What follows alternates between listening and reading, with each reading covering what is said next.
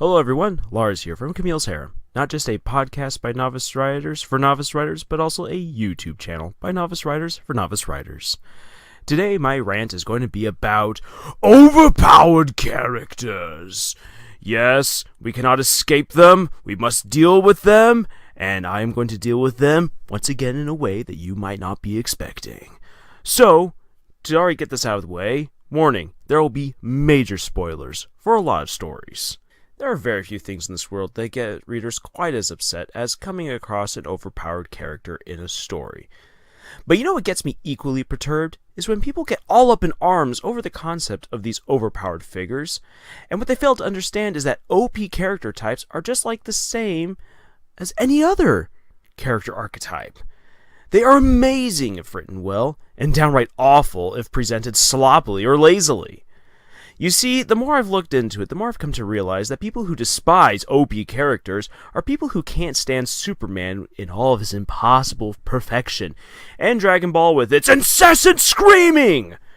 Readers and writers attack stories who have overpowered characters in the same way that they cry out, Mary Sue and Des Ex Machina! Without taking the time to fully ingest what they are really looking at. Many use OP characters as a way of quickly condemning a story to hell, and conversely many inexperienced and desperate writers use an OP character to bail them out of the hell that they've written themselves into. But all of this does not mean that OP characters cannot be written extremely well and provide wonderful, rewarding narratives. Let us begin with what an OP character is. Succinctly put, they are people who break all the known rules of magic, physics, limitations, and expectations within any given world. But even more than that, no one else, or almost no one else, can match them or beat them.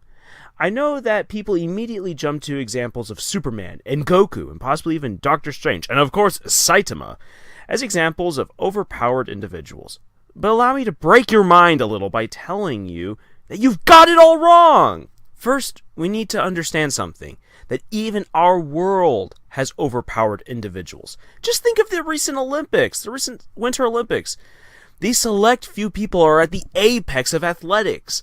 99.9999999% of the world's population cannot compete with their intelligence, their skill, their strength, and determination in these given sports. By all means, they defy the norm of what can be expected of a human, but they also encapsulate everything that it means to be a human. But more on that later. The same goes for magnificent brains like Albert Einstein, who eclipsed not only most of the world's population in his time in terms of thinking and physics, but also many of his own brilliant peers, or Michelangelo, and many of the other great artists of the Renaissance. They still blow our minds today, and they rocked the world back when they were alive and doing their thing. We do live in a world of OP people, but we still don't complain about it. We would only complain about the Olympics if a Jedi Master or a Sith Lord was suddenly plopped into the middle of an event and allowed to compete. Of course they'd win. It just wouldn't be fair in that case. But here comes the important part of an overpowered character. What really defines OP within a story is a matter of comparison. Olympians are overpowered when compared to the rest of the world's population, but they are no match for a Jedi, especially if you're going to go against Rey, but that's a matter for another time. And speaking of Mary Sue's, if you want an excellent video about that type of character, check out Overly Sarcastic Productions' video on the matter. There's a link in the description box for that. Now then, for a more concrete comparison of OP characters within literature, remember, as I just said, overpowered is really a matter of comparison. I'm going to consult the works of Brandon Sanderson and his Cosmere novels. In the Mistborn series, we are introduced to magic users called Mistings, people who can eat one metal and burn it in their stomachs to utilize a power associated with that metal, like pushing or pulling anything made of metal, much like Magneto, or to influence people's emotions, to gain super strength or super senses, like Spidey senses, or even see the future.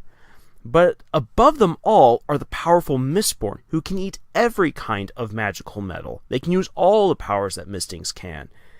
And then enter our protagonist, Vin, who is stronger than all other Mistborn for a variety of reasons. By all accounts, she is massively OP when compared to not just other Mistings, but even other Mistborn throughout the series, on account of her great skills, her knowledge, her tricks, and even some special hidden abilities that she has. It just makes it almost unfair, especially when we get to the third book, The Hero of Ages, and she's wiping the floor with Steel Inquisitors, and Steel Inquisitors are just almost OP in their own right. And then you enter in the character, the Lord Ruler. Well, the Lord Ruler, he is the definition of overpowered. Not only does this guy have access to 32 different kinds of magic, but the guy is just insanely strong in every kind of way. If you think that, oh, look, here we've got someone using Magneto-type powers. Like, this guy is Magneto, lifting up the Golden Gate Bridge and throwing it across the city, or something like that. This is stuff that the Lord Ruler can do, and he can do it without breaking a sweat. I mean, the Lord Ruler is overpowered. And then you have the god Ruin within the same series. This is a god here who's like, I'm going to destroy this entire world. World raise the eyebrows really creepily and laugh maniacally. And without breaking a sweat, this guy, Ruin, annihilates part of a planet and kills potentially millions of people. Ruin is bad news, and Ruin is smart, he is powerful, he is manipulative, and this guy's been stuck in a prison for at least 1,000 years, and immediately he comes out, he's like, oh, I already know everything that's going on, I'm prepared for this, guys. Well then, let's go even a step further within the Cosmere. You got the god Ruin, now you've got the god Odium. Odium has destroyed other gods. He has killed, I think, at least 4 by now, and he has destroyed the lives of millions of people. He has not necessarily obliterated worlds, but he has destroyed worlds beyond repair. And he is just getting started. Ruin is nothing compared to what Odium has got in store for people within the Stormlight Archive, which is another part of the Cosmere series. Overpoweredness is all in terms of comparisons right here, because Vin is an overpowered character within all sense of purposes. Remember, as I said, that they break rules and limitations, and when you get down to what Vin does, Vin already starts breaking down the rules of how bronze and copper work as magical metals. She is able to defeat atium, the metal that allows you to see into the future, and she has these special abilities and these special tricks of hers that just give her a total 1 or 2 up on everyone else. But then you enter in the Lord Ruler, who is basically a demigod, and as I said, he's got all this power. Think, once again, Magneto, just throwing stuff around without breaking a sweat. But then you've got actual gods who get involved and try to kill you. When you think about it, as I said, OP is a matter of comparison. There's the definition of breaking the rules and everything, or at least known rules, but once again, it really comes down to the story. What's the parameters of the story right here? Odium's OPness is just too damn high. And Brandon Sanderson, who wrote all of these amazing stories and characters, is just too freaking OP in his own way, in that he tells just such amazing stories. Please notice us, Sanderson-senpai, and teach us your ways. But other stories that reveal that OP characters do not need to be a Clark Kent type or Goku in order to be OP include the series The Ancient Magus' Bride and its lead character, Chise. The young girl can harness more power than even the most powerful mage, though she cannot destroy an entire city, let alone a planet with that power. But she is undoubtedly the most magical person in the cast, and not just because she is a sweet cinnamon roll. Dumbledore and Voldemort, for instance, in the Harry Potter series, are totally overpowered characters. And when you put them in comparison with like Harry Potter and everyone else, you realize just how much more magic and intelligence they wield. For crying out loud, Voldemort can take on an entire castle of angsty teens, including the Chosen One, and a highly recommended staff to boot. I mean, Voldemort is on his game. But then again, I mean, let's be honest here. Even Voldemort can't create a self-spelling wand. Take that, Voldemort. But Voldemort, even with all his great powers, and Dumbledore with arguably even more power, they wouldn't hold a candle next to someone like Saitama from One Punch Man. Once again, it all comes down to the perspective of what makes an OP character, comes down to this comparison. You'll be surprised just how many overpowered individuals or groups there are throughout all kinds of stories. And oftentimes they are in some of the most acclaimed and most well-respected stories. So once again, it's kind of ridiculous that people get all up in arms saying OP characters wreck stories. They're just, they're so awful, they're so bland, they're so meh. Well, when you say stuff like that, you're saying that Chise's adventure of self-discovery and overcoming the dark past that she has makes her a bland character because she's OP. You're saying that Dumbledore and Voldemort are not engaging heroes and villains because they are OP. You're saying that Vin is a totally worthless protagonist for 3 amazing books, because she is OP. This is not the case. OP characters do not inherently bland characters make. They can actually be quite fascinating to have within stories. And for heaven's sakes, get what it means right to be overpowered. However, what I've just said doesn't mean that people can just simply put in an overpowered character and say, huzzah, I've done something awesome here. My story's going to be great now because of its OP-ness. That just sounded kind of weird the way I just said that right now. In any case, moving on. Just because you write an overpowered character into your story doesn't mean that you're going to do it well. In fact, if you have a poorly written overpowered individual within your story, or even a group of overpowered people, if you've written them poorly, the story is going to suck and people are going to cry out foul. So how can we write good overpowered characters? Remember, first of all, Overpowered is all about comparison and boundaries. If we think about the Mistborn series, the Lord Ruler by comparison is more powerful than any other Mistborn by far. However, as you read and discover the full context of the Lord Ruler's powers throughout the Mistborn books, you realize that even his powers exist within certain kinds of boundaries. You can't just write a character who breaks every single rule that you make. If you do it that way, you break your story. OP characters should have an explanation as to why they can do what they do and what it is that they can do. And that makes them way more acceptable and not just simply a little miracle pill that solves everything within the story. Secondly, what is it that holds your OP character back? So many readers demand limitations on all powerful players within a story. Though people, for instance, deride kryptonite as just this stupid little rock that can depower Superman, they demand at the same time that it be in the story, so that way Superman has something to struggle against. You have, for instance, the Wheel of Time series, where the magic system within the series is incredibly powerful, but it comes with a slight problem. If you're a guy, using magic will make you go insane, and eventually you'll kill yourself and everyone you love by overusing your powers. And also, coming back to the Ancient Magus' bride, you have Chise. Chise will eventually die an early death because her body cannot handle the strain of all the magic that she is able to harness.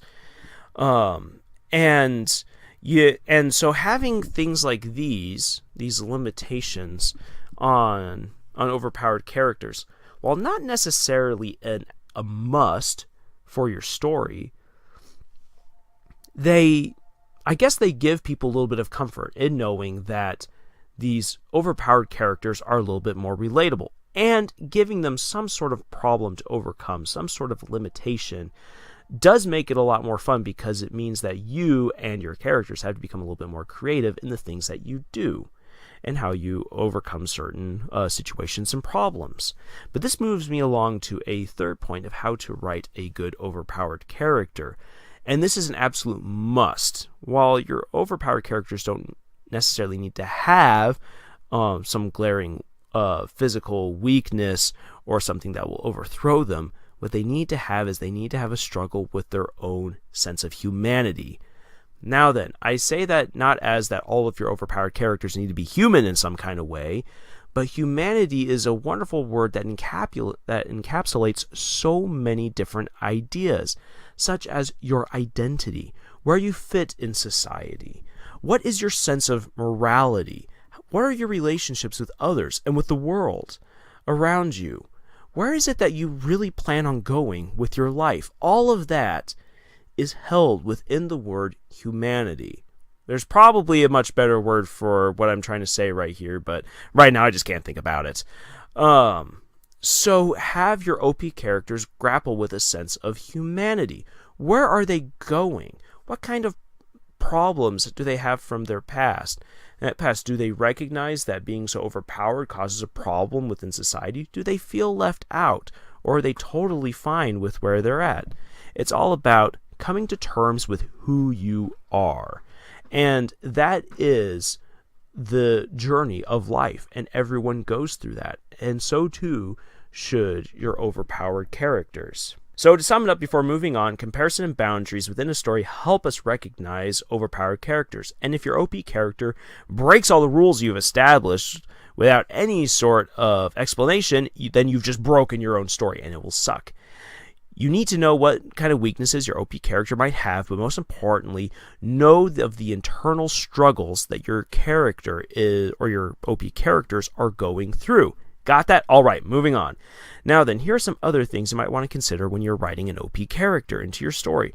First of all, while we all want to see the protagonist triumph at the end and just have that sweet, wonderful victory at the end of the hero's journey, it is not necessary to make him or her OP with phenomenal cosmic powers. While it works for some people like Goku, it's beautifully humbling to see ungraduated and still learning Harry take on Voldemort. It is inspiring to see Finn the human struggle against all the dangers of Ooh, just as a teenage boy, and having to earn each victory. Batman is an amazing hero because of how he overcomes human limitations through his intellect, fist, and his big bucks. Luke's victory over Darth Vader and the Emperor is a matter of ideology and restraint, and not becoming some beefed-up chosen one. And even Terran in the Black Cauldron has to learn that even the greatest hero doesn't have to be a warrior.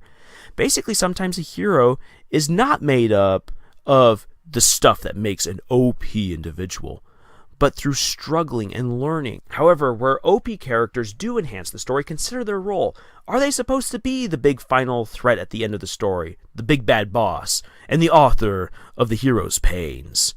Are they the gods or the super beings that look down on the world and give their aid here and there or mess around a little bit?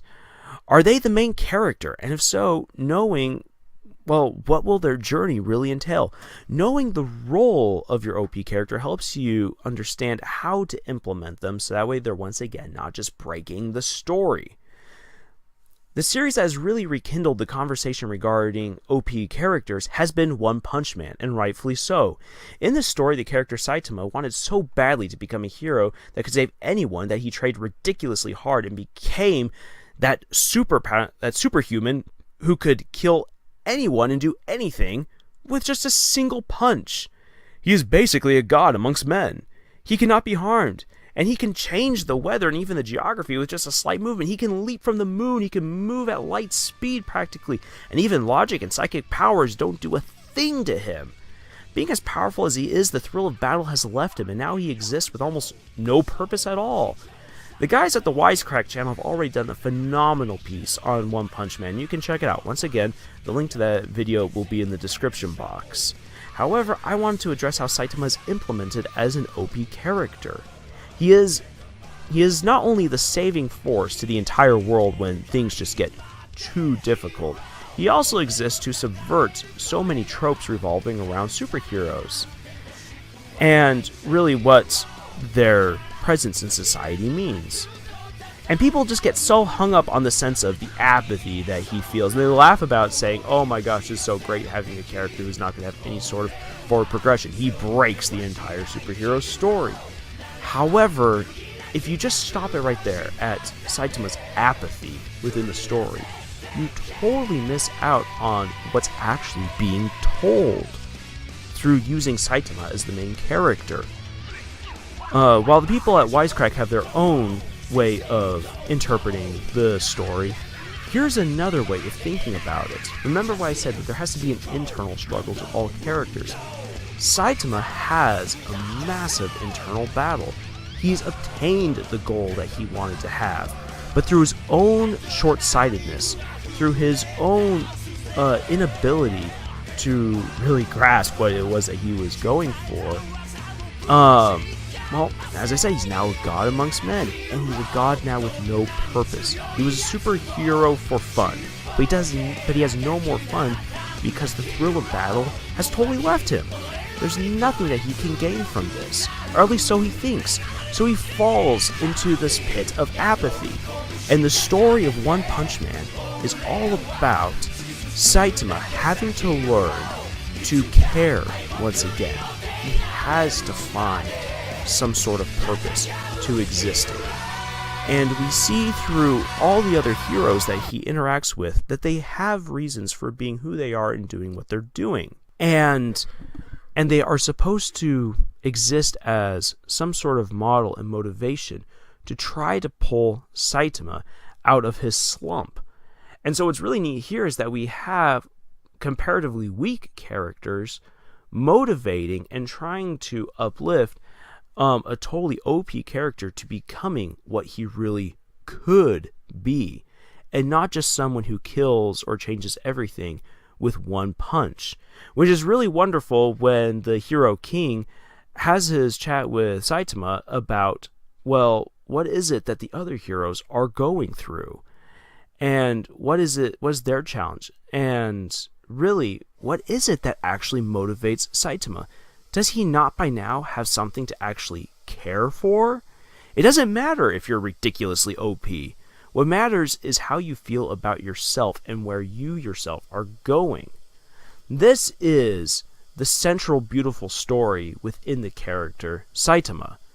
If you just take him at face value as this hilariously apathetic character who defeats everyone with one punch, you are missing out on a much deeper, much better story. So moving on from the absolute apex of OP characters, I also want to quickly talk about how Brandon Mole's Beyonders series handles OP characters.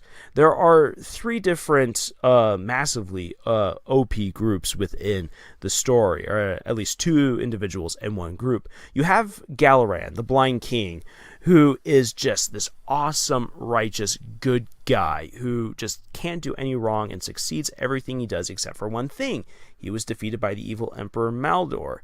And because of that defeat, even though his OPness really lies in that he's just so good at fighting and so good at providing a good example for everyone else, he's already lost. And so what he can do as this OP character of goodness is really, since he's already lost, all he can do is provide the advice and guidance for the main characters, Jason and Rachel, to confront the big baddie Maldor, and with their fresh perspective and with their innocent teenage ways, figure out how to save a world that has been lost to evil. You then have Maldor, who is geniusly written. This is a villain who sits on his throne. That makes sense why he's sitting on his throne. He has this massive manipulative plan for breaking every kind of hero imaginable, and for bringing the entire world to its knees and forging a legacy in an empire that will indeed last forever. He is so meticulous in his evil, and he is so sure in his overwhelming power that up until the last pages of the book, you have no idea how he's going to be defeated, which makes for some of the best twists in a fantasy series that I have read in a long time. You then have the Torivores, or the Lurkers, this OP group of assassins, who, once you begin to realize really what it is that they can do, it's just jaw-dropping. These guys are just insanely powerful.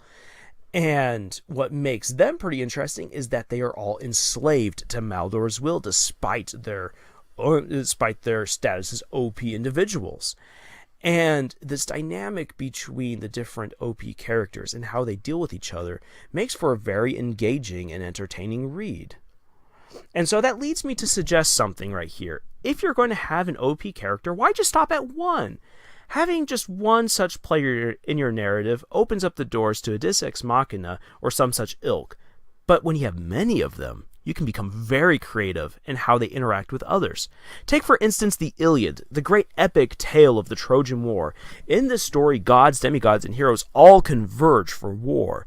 And we see that the gods, rather than fight each other outright head-on, choose and support personal champions on the battlefield and give their aid to these specific champions as they duke it out. This takes the focus away kind of from the OP characters and has you rooted much more in the story of the regular humans, or the cool Achilles, but you still get to see these overpowered battles, and you get this really neat hierarchy of struggles as you go kind of from the very superficial level of the gods, or the ultimate matter of OPness, and it goes down still to very overpowered characters, but now they're much more personal and intense, very relatable struggles. The Iliad is a great example of what happens when you throw a pantheon of overpowered characters into the same story. The Stormlight Archive, for instance, also has gods fighting each other, but they choose instead to work through others and playing a very manipulative game of power and posturing in order to make their grand schemes work. And the Silmarillion, which is the prequel to The Hobbit and Lord of the Rings, acts very much the same way in how the forces of good and evil treat their fights. Because you have, once again, this pantheon of totally overpowered good and evil characters who just don't outright clash in battle, but they play a very awesome game of chess, of manipulation, of little power struggles here and there, of quests, and so forth. And so looking at all of that, which I've read and really enjoyed, for my own stories, I decided that I would do my own pantheon of overpowered characters. And so across multiple stories and timelines, because I'm building a connected universe with my stories, there are so far at least 20 overpowered individuals, and there are definitely more in the making. And when I first pitched these ideas to the Harem, all of them, probably like you, were saying like, dude, that's a terrible decision. How can you do that? It's not going to be relatable. It's not going to be fun. And it's going to break your story. And I can totally understand those concerns. Because once again, if you write bland, overpowered characters, you will destroy what could be a very awesome story. So in order for my plan of having this pantheon of overpowered characters to work, here's some of the things that I've been doing. So all of my overpowered characters do have their own unique weakness, which does allow them to be killed in epic battles, but even more importantly, I give them struggles with their humanity. Sometimes my OP characters will also work through others rather than taking the field themselves. And this has been especially fun for me to write in certain stories, to see how one character thinks he's really intelligent and really manipulative, but in the process he ends up bungling so many things. Just because he's all-powerful and can make his champion super powerful as well, doesn't mean that they're going to do the right thing, and often there's a lot of destruction left in their wake. I show that my all-powerful beings can make mistakes, that they have failed relationships, that even the guy with this amazing powers like a god, he can't get a date for anything. And that a lot of them have to struggle with pet peeves. They have to struggle with things they don't like about themselves. And one of the stories I think is actually the most compelling is one certain overpowered character who's done a lot of terrible things in their past and is trying to make up for it. And it's something that motivates them throughout the entire time. They once used their power for so much evil, but now they're trying to turn things around. And what kind of a struggle is that? I find that to be fascinating and fun to write. And I also have my overpowered characters using their brains to solve problems, not just their brawn, which I think is another very important thing to have within a story. So, in essence, I've worked very hard to make my overpowered characters engaging and as relatable as I can. For most of my life, I have found OP characters fascinating because, really, they are people. They are characters that you can identify with. And as actual people, with these amazing abilities, you can throw them into such unique situations and stretch them in all these different kinds of ways and just explore fantastic possibilities that you wouldn't be able to explore with other characters who are much more breakable. So stop complaining about OP characters, and for all that is good and holy in this world, please write them well. If you enjoyed this video and you want to see more, please hit like and subscribe so that you can be kept in the loop for all our other future content, and also so that way we know that our work is being appreciated. And if you found this video useful in any kind of way, please share it with others.